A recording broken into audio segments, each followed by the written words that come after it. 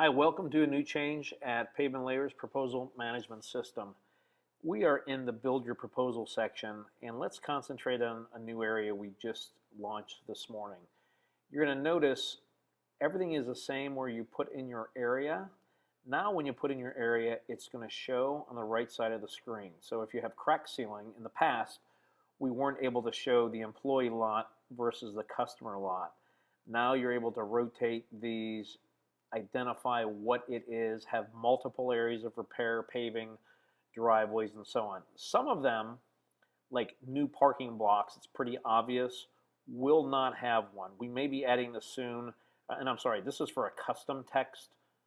Custom text will not have it. So anything you want to put in here will not have it. But anything over here from concrete on where you put the area name, it's going to show up on the right-hand side of these tabs. So we listened, great ideas from our customer base. We love it. Keep coming back to us with new ideas. We are going to continue to improve this on a weekly basis. Thanks a lot and have a great day.